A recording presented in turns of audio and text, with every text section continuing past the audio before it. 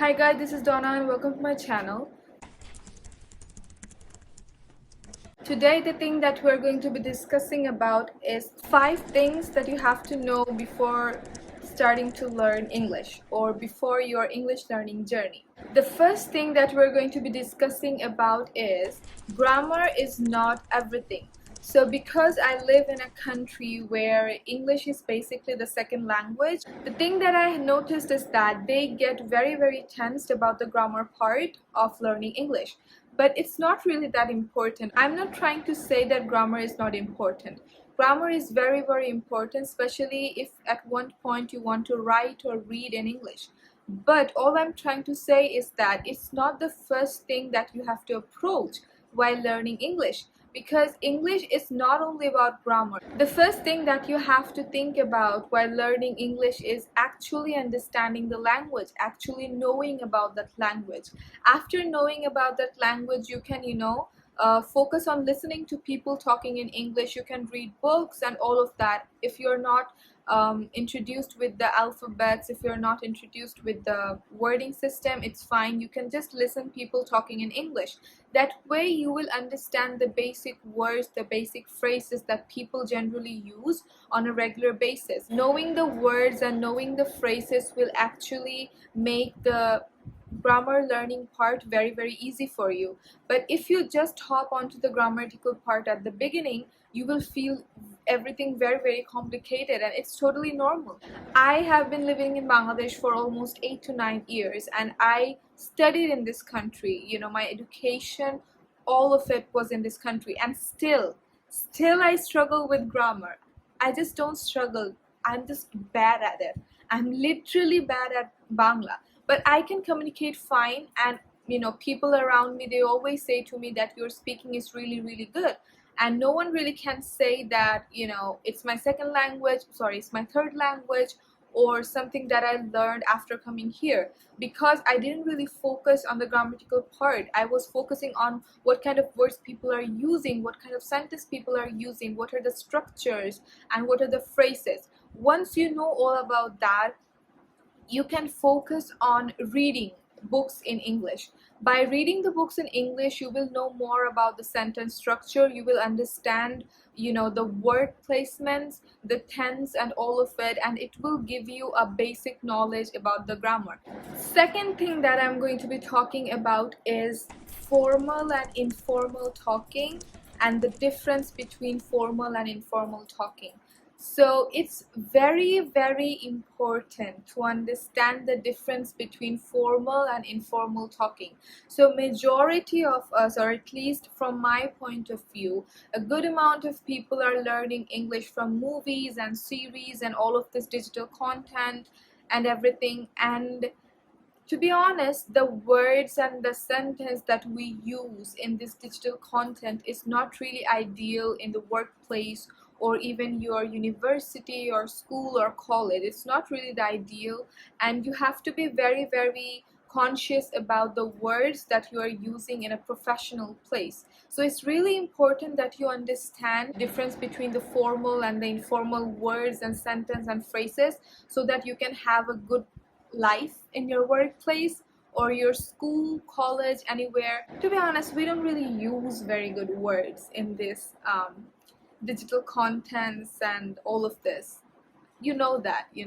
So it's very important that while you are watching this digital contents, movies, series, any of it, you are actually understanding the words that they are using, the meaning of it.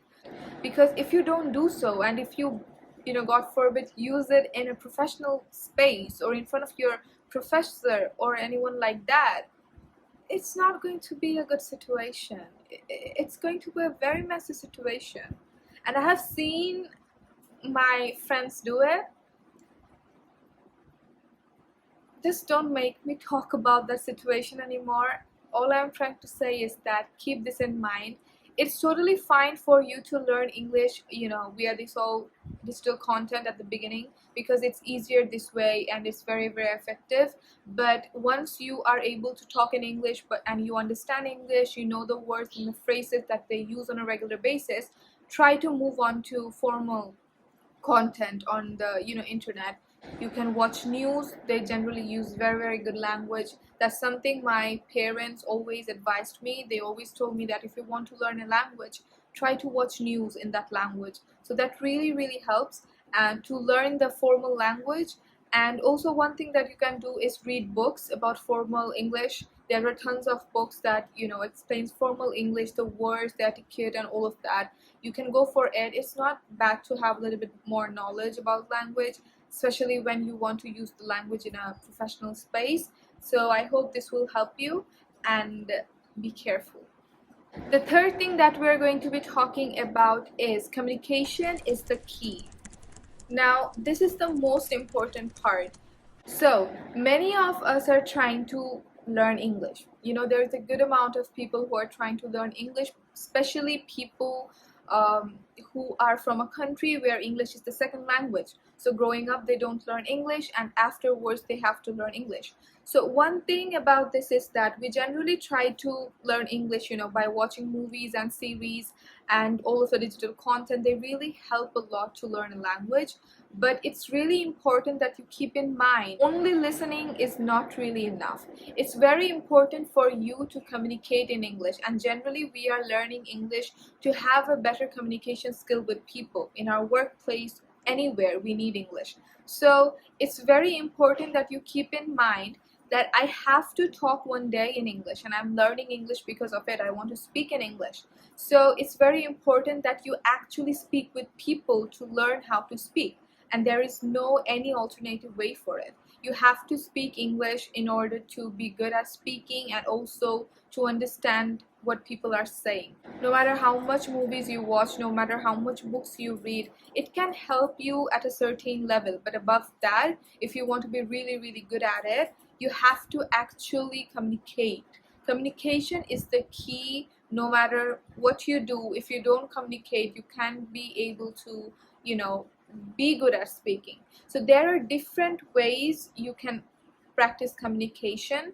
First thing that I am very familiar to is hiring tutors online to communicate. So it might be a little bit uncomfortable at the beginning, but to be honest, the tutors online are very friendly and they understand your concerns, and it's very easy to communicate with them because they don't really have any kind of strict schedule. You can book them anytime. I myself work on an online platform called Preply, and I teach English online. I have had many students over the years. I have been teaching for 4 years now. I have had both online and offline students, and to be honest, that it's very easy to communicate with teachers online because it gets a very friendly bonding when you are taking regular classes and everything. And there are tons of teachers. You can choose as per your life. You can have trial lessons, and then you can move on to which teacher is actually bonding with you, you're comfortable with, and all of that. Another thing that you can do is there are tons of sites where you can focus on learning a certain language. It can be any language, and you can find people who want to learn the same language, and you can practice with them on a regular basis. It's also a both side benefit thing. So it's a very fun thing to do. I have seen my friends and many elders around me do it, and they told me that it's actually very good. If you have a good bonding with a person, it really works out very well. Consistency is the fourth thing that we're going to be discussing today. So I have seen a good number of people trying to learn English. So many of them were people around me, my classmates, my cousins, all of them. And then there were people online who were taking classes from me. And many of them succeeded. They're very good at English. They got good IELTS score and all of that. And many of them, unfortunately, did not succeed. And do you want to know the reason why 99% of them did not succeed? It's not having the consistency in learning English. And to be honest, consistency sounds very boring. It's very hard to do the same thing again and again every single day. But let me tell you, if you do it in a fun way, it's fun. It's as simple as that.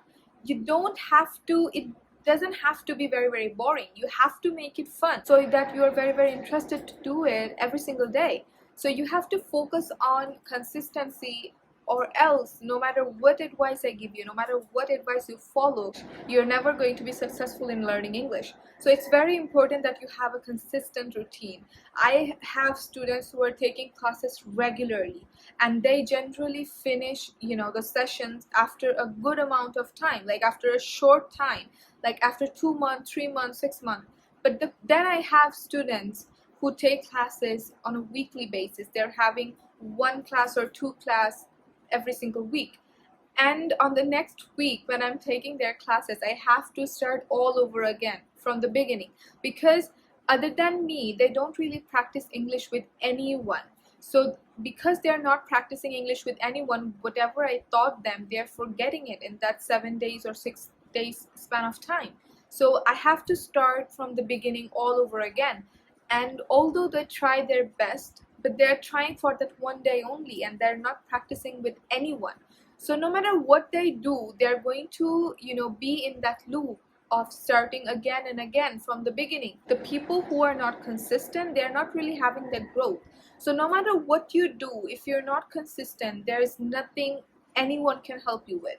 And to be honest, consistency is something that seems very, very boring to us, because we made the process very boring. The learning process of anything should be very easy and very, very fun for you to be consistent. You know, everything should not be hard work. Everything should not be hard. Everything should not be something that you have to struggle for. You can just make the process very fun and easy. And by the time you reach your goal, everything will be very easy. Everything will be very fun. So that's it. I believe that even if you're having a very, very busy schedule, just make 20 minutes of time, 10 minutes of time to learn English. There are tons of apps on the market that teach you many language. I myself practice any language that I want to learn on Duolingo. It kind of sends you reminders and all of that. And if you actually are invested in those apps, it can teach you a lot. When you don't really have much time to invest in learning a language, all of these small things can really help, speed up the journey. The fifth thing that we're going to be talking about is writing is a booster. Now, I cannot stress enough how much writing helps you on a regular basis in learning anything. It doesn't matter if you're learning a language, it doesn't matter if you're learning any new topic, if you're studying. All of the students, all of us know how much writing is important to memorize, to have the time to keep things in our mind. I'm going to tell you a line that I got from a research paper about the power of writing. Study after study confirms that students who process course material through writing retain that information longer, improve critical thinking skills, and become more nuanced readers and writers.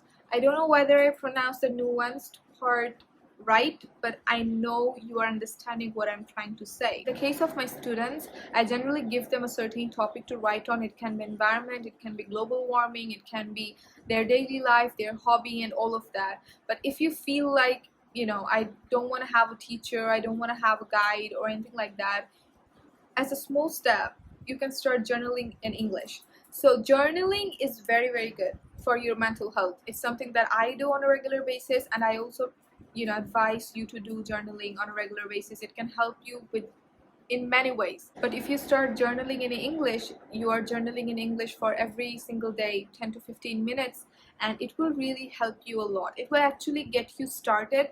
And when you feel like, okay, I'm ready, I'm kind of good at journaling in English, then you can try writing something else. You can start writing small paragraphs, some stories, and all of that. And I hope it will help you a lot. This was the 5 things that you should know before learning a language or learning English. And I hope this video helped you. Thank you for watching the video, and please give it a thumbs up if you like the video. Subscribe to the channel and comment down below how much you like the video, and do you have any other tips or tricks that I have to know before learning a language. I'll see you soon. Stay safe and stay healthy.